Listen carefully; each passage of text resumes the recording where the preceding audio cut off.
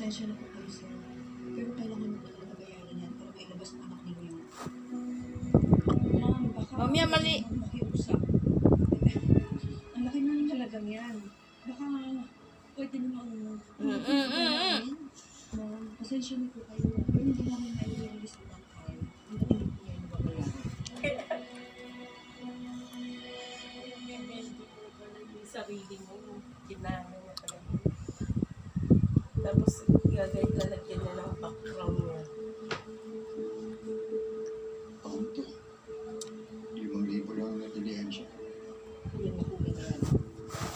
Pero si Andrea.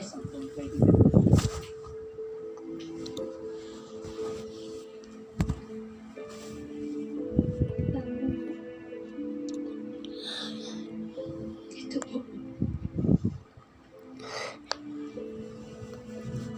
Gawin na yan po.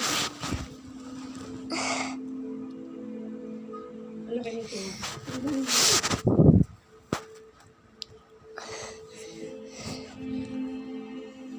Hindi niya importante kung saan galing.